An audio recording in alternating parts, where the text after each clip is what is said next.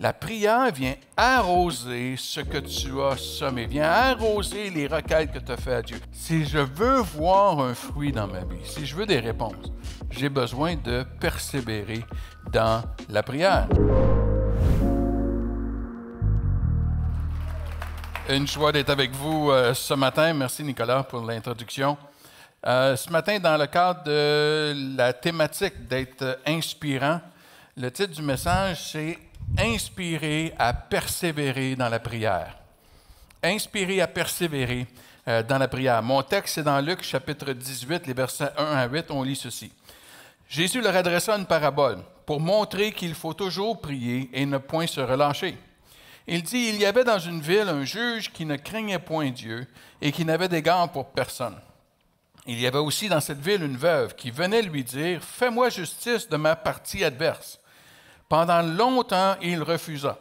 Mais ensuite, il dit en lui-même, « Quoique je ne craigne point Dieu et que je n'ai d'égard pour personne, néanmoins, parce que cette veuve m'importune, je lui ferai justice afin qu'elle ne vienne pas sans cesse me rompre la tête. » Le Seigneur ajouta, « Entendez ce que dit le juge inique. Et Dieu ne fera-t-il pas justice à ses élus qui crient à lui jour et nuit et ne tardera-t-il à leur égard? Je vous le dis, il leur fera promptement justice. Mais quand le Fils de l'homme viendra, trouvera-t-il la foi sur la terre? » L'emphase de ce texte-là n'est pas de voir Dieu comme le juge qui a la tête dure, qui ne veut pas obéir. C'est clair, Jésus le décrit comme un juge inique, qui n'a pas peur de Dieu, il n'est pas de Dieu, hein, il pense juste à lui-même. Et il a un cœur qui est dur. Et ce n'est pas lui l'emphase. Jésus veut qu'on saisisse, qu'on mette notre emphase sur la veuve, qui, elle persévère. Elle lâche pas prise. Et c'est ce que Jésus veut nous enseigner dans le concept, dans le processus de la prière. Il nous enseigne qu'un des éléments cruciaux dans la prière, c'est qu'il faut persévérer, ne pas se relâcher. Et c'est difficile pour nous dans les temps modernes où on est. Je ne sais pas pour vous, mais on n'aime pas attendre.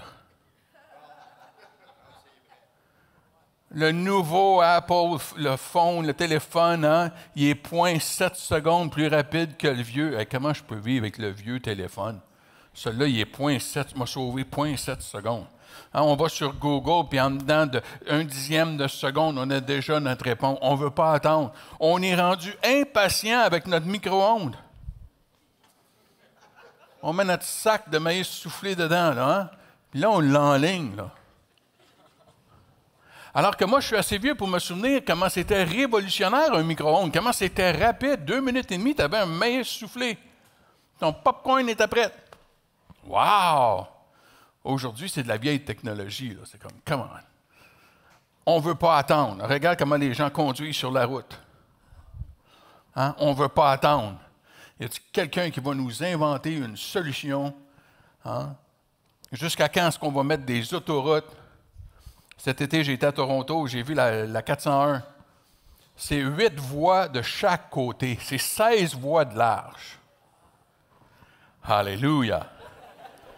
Non, bumper à bumper, bloqué bien raide. Toutes les 16 c'est un stationnement. C'est juste plus gros. On n'aime pas attendre. On va essayer de dépasser, on veut que ça aille plus vite.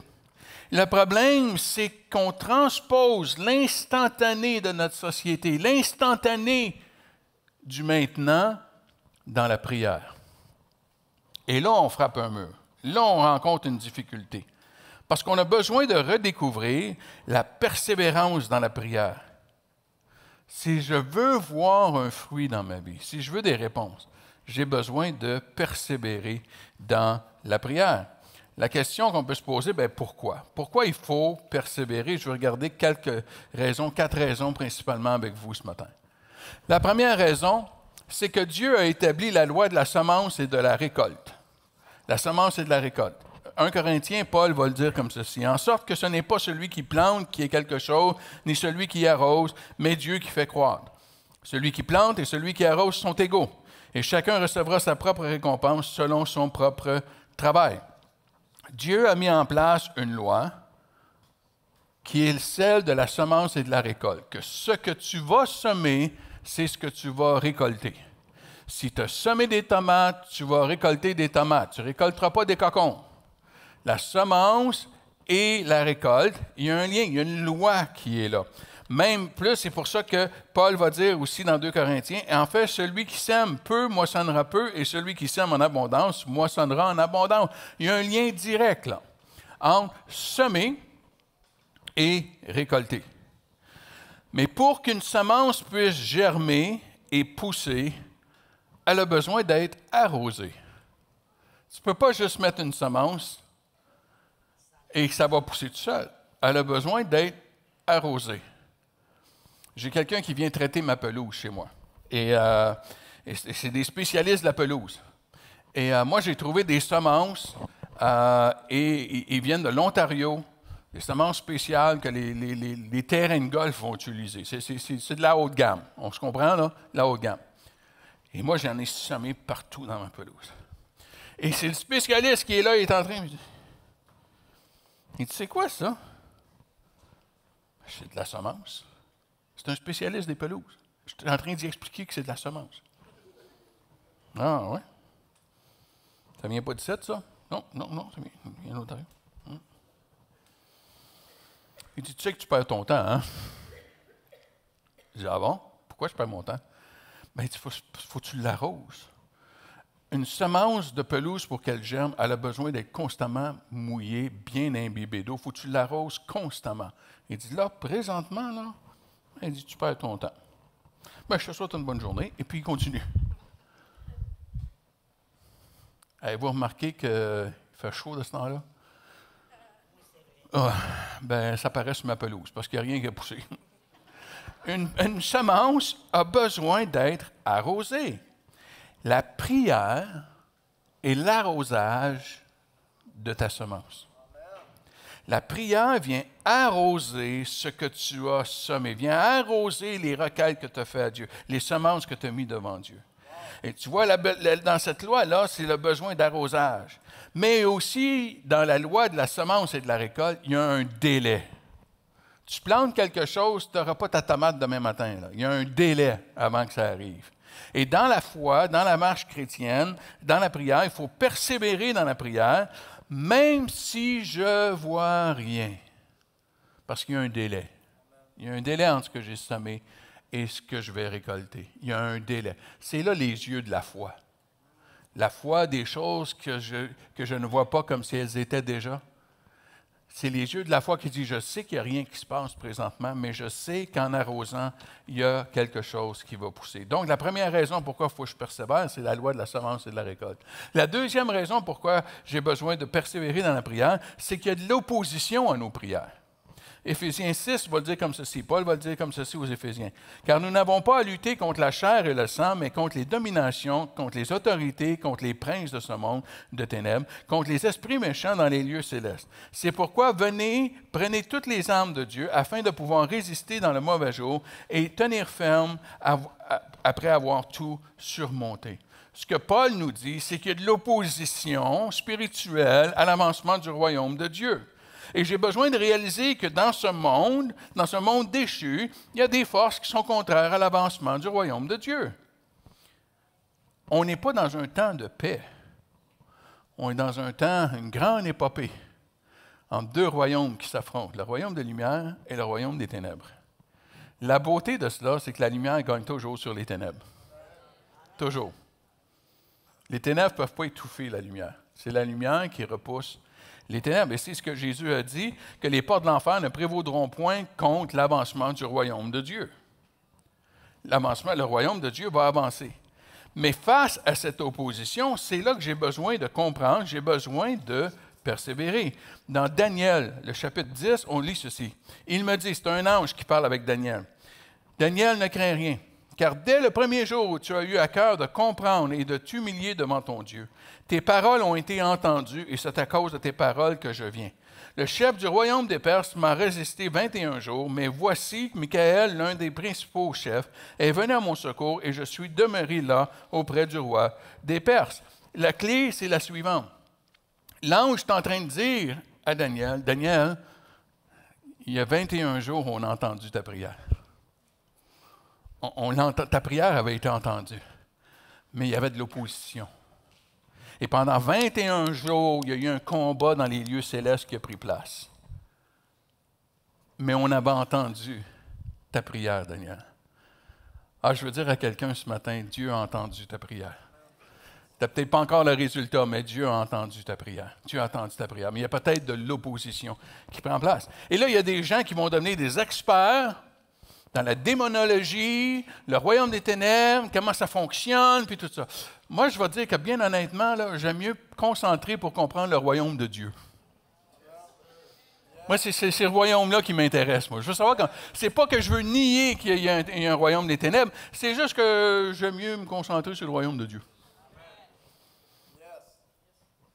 Mais il existe. Il y a des forces qui s'opposent à l'avancement du royaume de Dieu dans ta vie, dans ma vie, dans mon entourage, dans mon foyer. Levez pas la main, là. Les couples mariés, levez pas la main, là. Mais combien de fois que c'est dans l'auto, en s'en allant à l'église, qu'on se pogne, la chicane éclate dans la voiture? Levez pas la main, là. Les enfants ne sont pas du monde quand on s'en va à l'église. N'importe où ailleurs, ça va, tout est calme, tout est beau, mais on s'en va à l'église. On a une soirée de prévue en couple. Hein? Puis c'est ce soir-là qu'il y a de la tension dans l'air. Ça se peut-tu qu'il y a quelqu'un qui veut te voler ta soirée en couple? Ça se peut-tu qu'il y a quelqu'un qui veut te voler de ce que Dieu veut te donner? Des fois, j'ai besoin de réaliser qu'il y a quelque chose qui s'oppose à l'avancement du royaume de Dieu. Donc, je dois persévérer pour atteindre la victoire. Pour avoir la victoire, j'ai besoin de persévérer dans la prière. Les anglophones ont une expression qui est merveilleuse, qui dit « praying through ». Ça veut dire prier à travers. C'est-à-dire que tu pries jusqu'à temps qu'il y ait une percée. Jusqu'à temps que tu perces l'opposition. Jusqu'à temps que tu presses la muraille qui s'oppose à toi. Puis tu pries jusqu'à ce moment-là.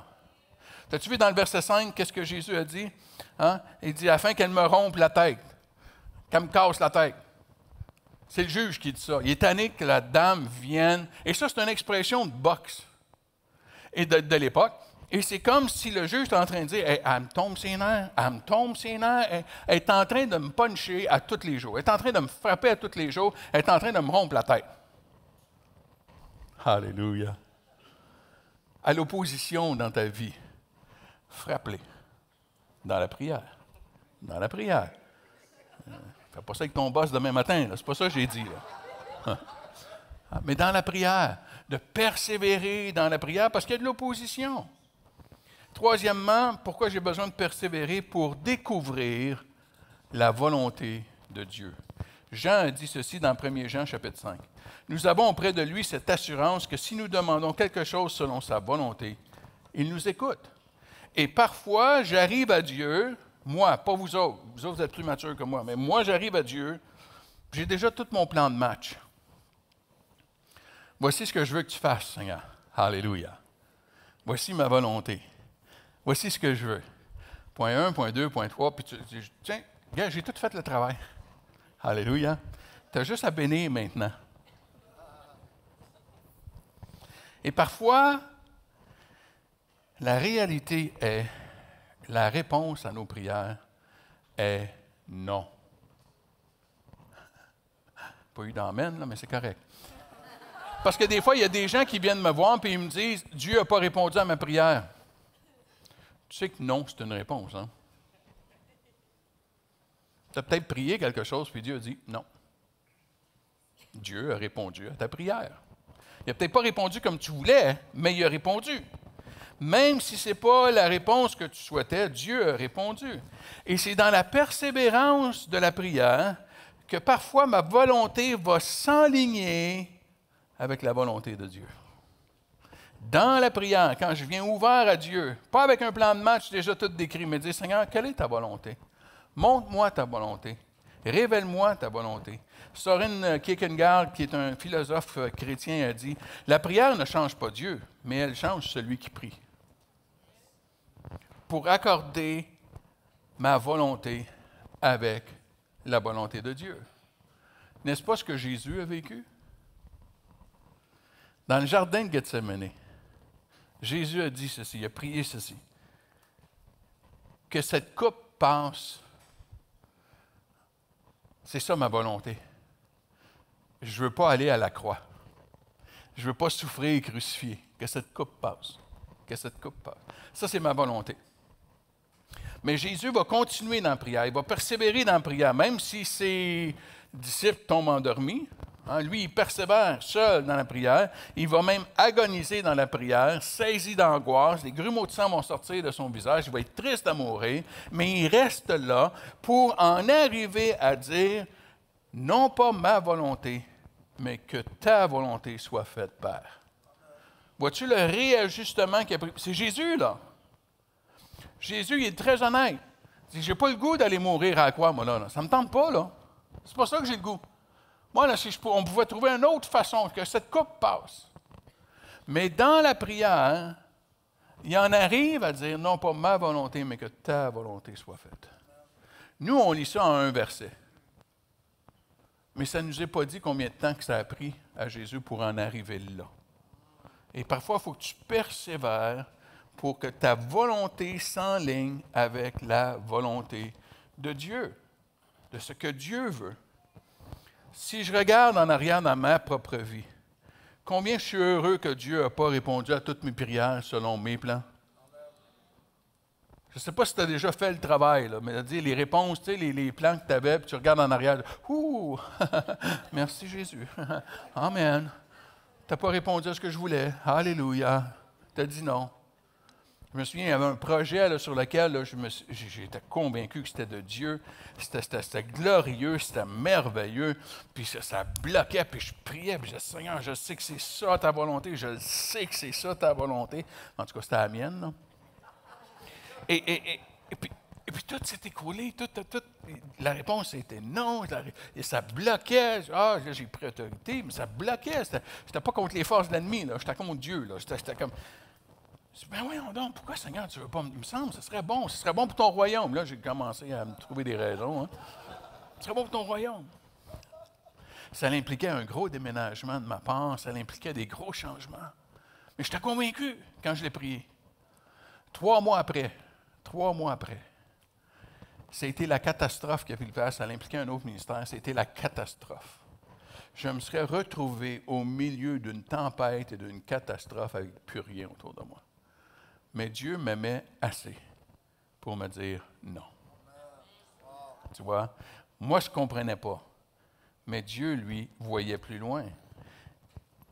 Je ne savais pas ce que je demandais, mais mon Père céleste qui m'aime n'a pas exaucé cette prière-là. Parce qu'il m'aime. Comme un parent qui aime son enfant, il va lui dire non. Amen. Puis habituellement, quand tu dis non à un enfant, ça boude un peu. Amen. Alléluia. Puis là, tu regardes, écoute, tu as 16 ans, tu peux bouder tant que tu veux, là, mais la réponse c'est non. Ah, bon. Ah. Ou ça a 3 ans, puis ça boude autant. Bon. La réponse c'est non. Pourquoi? Parce que si tu aimes ton enfant, des fois, tu vas lui dire non. Et quand il va se mettre à bouder, ben, j'espère que tu ne paniqueras pas, là. Ben oui, boude. Ben oui. Comprends-tu que quand tu boudes avec Dieu, là, ça ne le stresse pas? Parce qu'il y a une chose que j'ai compris après tant d'années de marcher avec Dieu, c'est qu'il est très sécure dans le fait qu'il est Dieu. Ouais. Il n'est pas insécure, pantoute.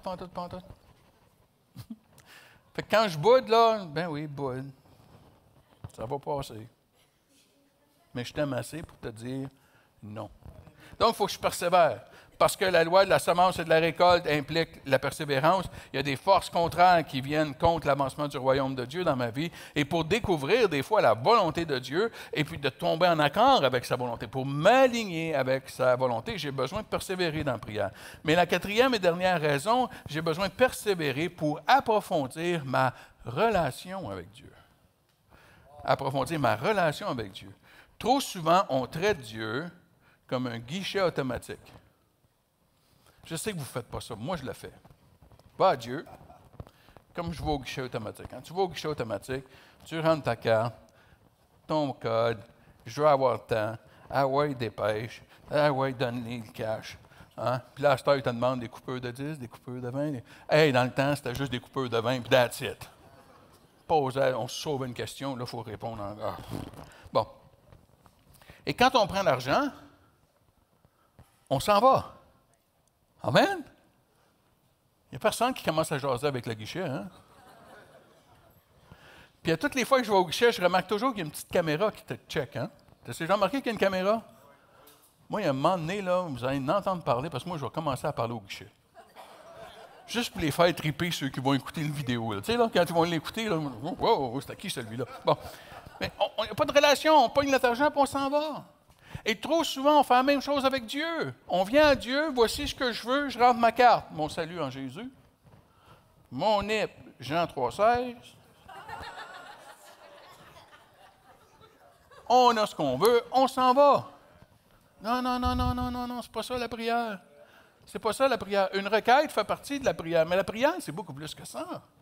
La prière, c'est d'être en relation avec Dieu. C'est d'être en relation avec lui. Henry Nouwen a dit ceci. Nous ne devons pas premièrement prier parce que cela nous fait du bien ou nous aide, mais parce que Dieu nous aime et il désire notre attention. Voilà pourquoi on devrait prier. Pour passer du temps en relation avec notre Dieu, avec notre Père céleste. Et quand il a mon attention, il transforme mon cœur. Il transforme mon cœur. Ah, il vient purifier, il vient toucher mes motifs. Je me souviens, j'étais frustré, je priais pour quelque chose, puis j'étais frustré. Parce que je n'avais pas la réponse. Puis à un moment donné, j'ai dit, Seigneur, comment? Et j'ai vraiment senti le Seigneur me dire ceci. Ah oui, tu as vraiment à cœur cette situation? Tu as vraiment ça à cœur? Ah oui? Je connais Jésus assez pour savoir quand il me pose une question de même, là, il y a 4 minutes, il y a quelque chose qui s'en vient. Là. Tu as vraiment ça à cœur? C'est-tu parce que tu as vraiment cette situation-là à cœur ou si c'est parce que tu as ta réputation à cœur? Ouais, Jésus est comme ça avec moi. C'est ça que ça me prend. Puis là, j'ai fait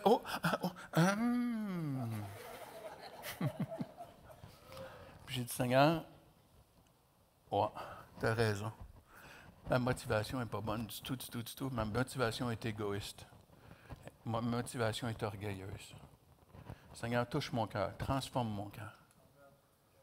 Et le Seigneur a fait un œuvre, il a commencé un œuvre dans mon cœur à propos de la même situation que je priais. Puis j'ai eu les réponses à cette situation-là, mais mes motifs ne sont plus les mêmes. Mes motifs ne sont plus les mêmes.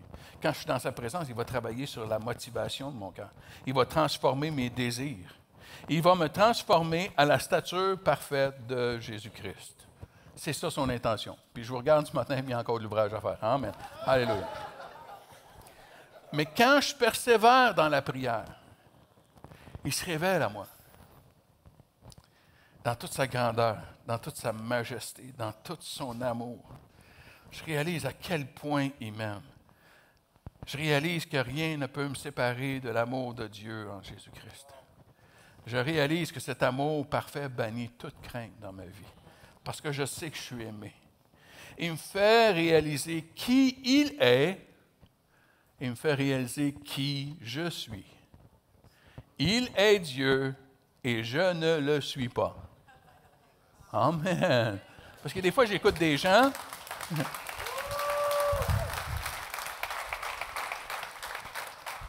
Des fois, j'écoute des gens parler de Dieu, puis je me dis, ouh, c'est parce que c'est pas égal à égal, mon homme, là.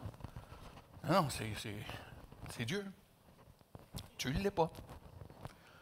J'ai déjà eu quelqu'un qui a dit, moi, j'ai essayé ça, l'histoire, cette affaire-là de Jésus, j'ai essayé ça, moi, ça n'a pas marché. Hop là! C'est parce que c'est pas quelque chose qu'on essaye. Quand je viens dans la prière, je me rends compte, je prends conscience de toute la grandeur qu'il est, de sa puissance, de son amour. Et ça m'envahit et ça m'inonde de paix. Paul va dire comme ceci aux Philippiens, ne vous inquiétez de rien, mais en toute chose, faites connaître vos besoins à Dieu par des prières, des supplications, avec des actions de grâce. Et la paix de Dieu qui surpasse toute intelligence gardera vos cœurs et vos pensées en Jésus-Christ. J'ai besoin de persévérer dans la prière. Tu as vu au tout début, dans le verset 8, Jésus a dit, « Mais quand le Fils de l'homme viendra, trouvera-t-il la foi sur la terre? » Puis j'entends toutes sortes de théories à propos de « il n'y a plus de foi, il y a tout bon. » Moi, je pense qu'il faisait simplement référence au fait que, sachant qu'on était pour devenir des gens de l'instantané, est-ce qu'il y aurait encore des gens qui seraient patients, qui persévéreraient dans la puissance, dans la prière? Parce que c'est seulement dans la persévérance que la récolte va venir. Elle va venir, la récolte. Tu as besoin de persévérer, tu as besoin de l'arroser. Que les forces de l'ennemi vont être détruites dans ta vie. Que parfois, il va y avoir des oppositions, tu vas dire non, ça c'est la volonté de Dieu. Mais que des fois, je vais découvrir puis m'aligner avec la volonté de Dieu. Parce que ça se peut que dans la prière, c'est là que je vais clarifier, de dire « Ah non, c'est vraiment pas ce que le Seigneur a pour moi. » Puis trouver une paix dans le non. C'est plus de l'opposition, c'est Dieu qui dit « Non, non, non, non, j'ai quelque chose de meilleur pour toi. » Et que je peux approfondir au-delà de tout ma relation avec Dieu. Ma relation avec Dieu. J'aimerais te faire la suggestion d'un livre. Le livre s'appelle « La prière ». Et le sous-titre, c'est « Fait-elle une différence? » Point d'interrogation. C'est pour ça que Philippe Yancey, c'est mon auteur préféré. Il a écrit une trentaine de livres, je les ai tous à la maison. Ce Jésus que je ne connaissais pas, c'est un bijou. Touché par sa grâce, c'est incroyable. Mais celui-ci, c'est sur la prière et j'aime son honnêteté et sa franchise. Prier, ça change-tu quelque chose? Point d'interrogation. Ça fait-tu une différence de prier ou pas? J'aime son honnêteté. Et quand j'ai acheté le livre, j'ai commencé à le lire. Mon épouse, elle me dit « Wow, Daniel, ton livre, il est vraiment plate. Hein? » Hein? Pourquoi tu dis ça, chérie? Ben, à toutes les fois que je te vois en train de le lire, tu dors. J'ai dit « Non, non, non, chérie, c'est juste que je ne suis pas capable de lire un chapitre, je ne suis pas capable de lire un paragraphe, je ne suis pas capable de lire une page sans aller dans la prière. Je suis pas capable. Puis là, elle m'a juste regardé. Là. Ah ouais? Chérie, je te le dis, là. Puis ça m'a pris du temps pour lire le livre, là, parce que c'est long lire un livre quand tu arrêtes à tout bout de champ pour prier. Mais elle était un petit peu sceptique. Alors, j'ai dit, chérie, aussitôt que j'ai terminé, tu vas le lire. Elle a dit, OK, je vais le lire. Puis là, je l'ai regardé, puis j'ai dit, et puis, elle dit, c'est long lire ce livre-là. Parce qu'il encourage constamment à prier. Je me demande ici, combien il y en a ici, tu as tout simplement abandonné. Tu as baissé les bras dans la prière. Peut-être que tu te sens complètement seul, comme la veuve est seule dans ta requête, dans ta prière. Peut-être que tu te sens complètement seul. Est-ce que je peux t'encourager à reprendre le combat ce matin? À reprendre dans la prière ce matin, à persévérer dans la prière. Pour des situations, des épreuves auxquelles tu fais face qui ne semblent pas changer, de prier. Pray through. Prie à travers. Peut-être que tu as des membres de ta famille qui sont loin de Dieu. Peut-être que tu as des enfants. J'ai vraiment sur mon cœur cette parole. Tu as des enfants qui sont grands, sont adultes. Ils ont grandi dans l'Église, ils ont grandi dans les choses de Dieu, mais aujourd'hui, ils sont loin de Dieu.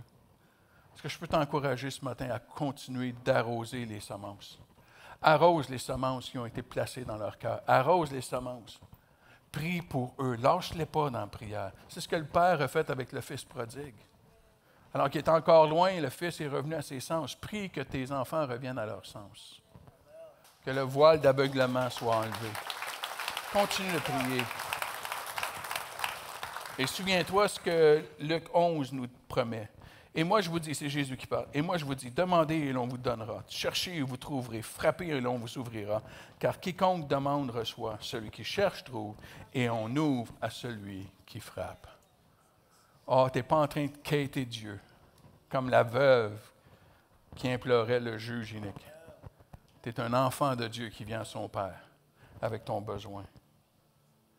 Dieu ouvre encore des portes qu'aucun homme ne pourra fermer. Et Dieu ferme des portes qu'aucun homme ne pourra ouvrir.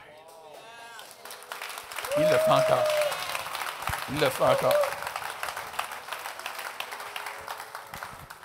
Peu importe ta situation ce matin, peu importe la situation de la vie de tes enfants, Dieu n'a pas encore dit son dernier mot.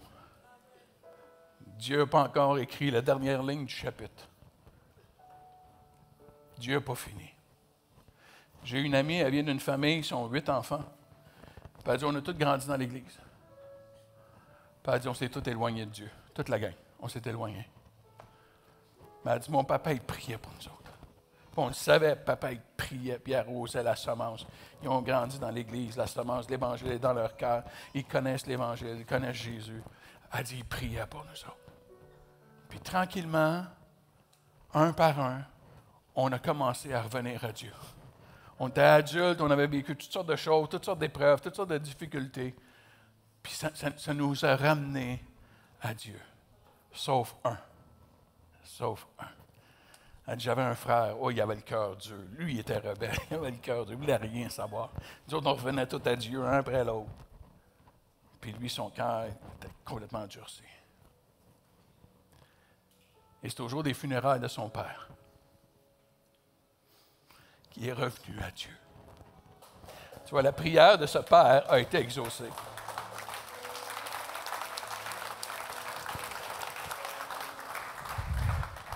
La prière de ce père, que tous ses enfants reviennent à Dieu, a été exaucée. Je veux juste t'encourager ce matin.